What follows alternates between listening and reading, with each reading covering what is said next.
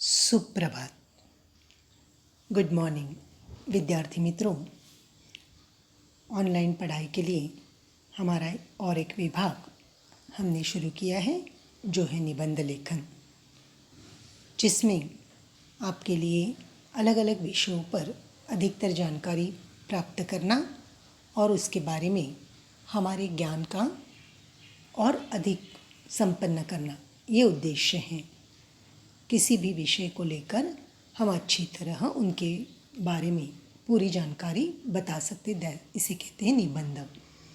आज के इस विषय में निबंध लेखन में हम एक अलग विषय को लेकर आए हैं ताकि आपके ज्ञान का इसका महत्वपूर्ण संबंध आपके और विषयों से है, आपसे है। इसी कारण आज का ये निबंध विषय आपके सामने है लोकमान्य टिळक। सबने ये नाम सुना होगा, सबने सुना है। कई व्यक्ति होते हैं इतिहास के, आज के या आने वाले काल के, कोई इतिहास में हिस्ट्री या साइंस इस विषय में अधिकतर महत्वपूर्ण कार्य करता है।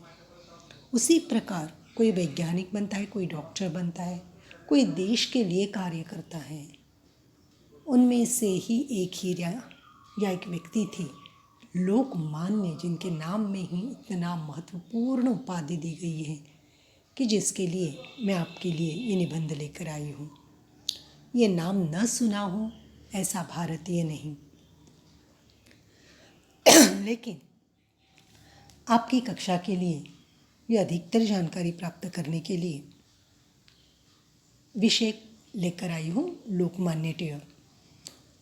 देखिए, लोकमान्य ये क्या उनका नाम नहीं था, ये उपाधि दी गई थी उनको। असली नाम क्या था, वास्तविक कार्य क्या था, ये बहुत महत्वपूर्ण है उनके निबंध की विषय को लेकर, जिसमें मैंने सब जानकारी दी है।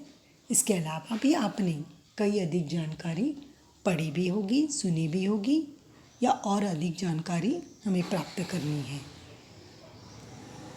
आपकी कक्षा के लिए निबंध का विषय है लोकमान्य टिळक।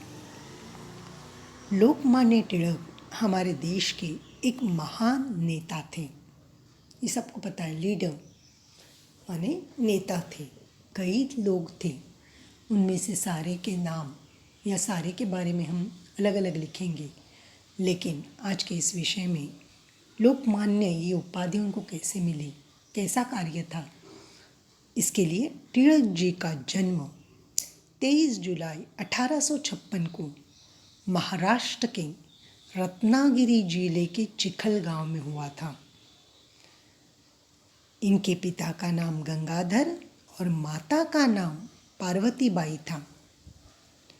माता पिता ने इनका नाम केशव रखा था, परंतु घर के लोग इन्हें बाळ कहते थे और आगे चलकर यही नाम मशहूर हुआ। लोग इन्हें बाळ गंगाधर टिळक कहने लगे। देखिए, मैंने पहले ही कहा लोकमान्य ये तो उनके कार्य के कारण लोगों ने दी गई एक उपाधि थी, इतने अच्छे काम थे उनके। पर असली नाम माता पिता ने रखा हुआ नाम क्या था, केशव। और लाड प्यार से पले उनको केशव नाम से नहीं, सब लोग बाळ ये नाम से पुकारते थे, कहते थे। और यही नाम कहते कहते बाळ गंगाधर टिळक, केशव गंगाधर टिळक बोलेंगे तो शायद किसी को नहीं पता लगेगा।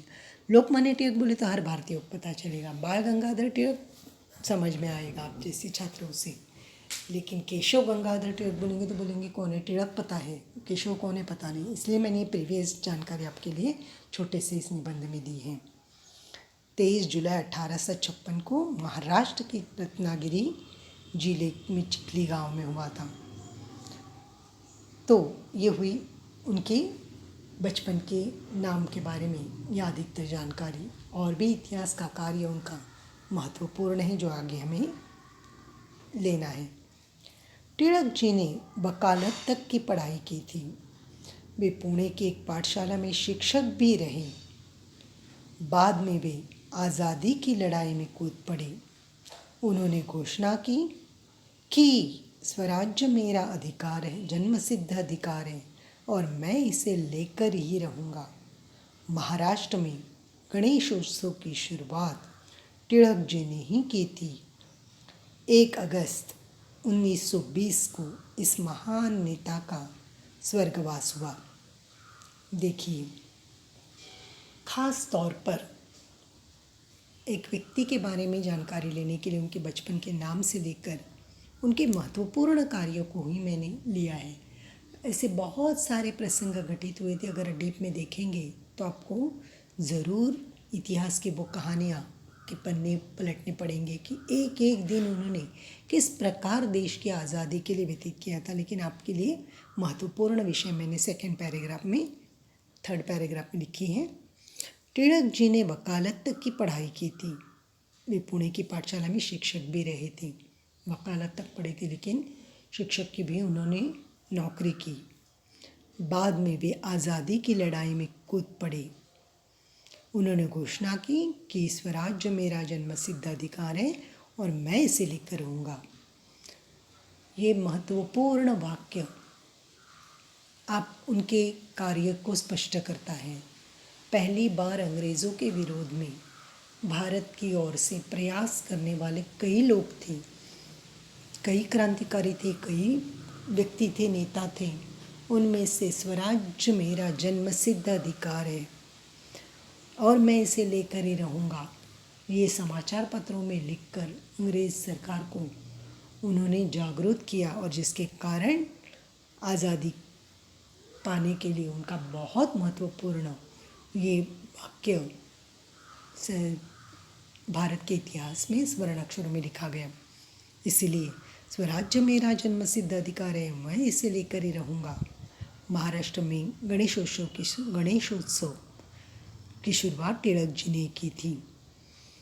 1856 में जन्मे टिळक जी ने देखा कि भारत परतंत्रता में था, तो उन्होंने लोगों को इकट्ठा करने के लिए गणेशोत्सव जैसी योजनाएं शुरू की। और आज इस साल 1 अगस्त 1920, आज चल रहा है 2020, 100 साल हुए उनकी मृत्यु को। लेकिन दुनिया उनके कार्यों को नहीं भुला पाई। यही थे वो महान व्यक्ति और इसलिए इस महान नेता का स्वर्गवास हुआ, माने मृत्यु हुई। इस प्रकार आपको ये छोटा सा एक निबंध मैंने एक्सप्लेन किया है।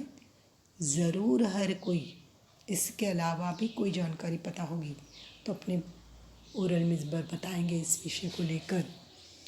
आपको भी ये जितना दिया है उतना हिंदी सी बुक में या जहाँ कहीं पार्ट करके लिख रहे हैं हिंदी में, मुझे डेट वाइज ये निबंध चाहिए। सबकी सी बुक में या हिंदी बुक में ज़रूर मिलेगा, तो ही आपके लिए मार्क्स मिलेंगे।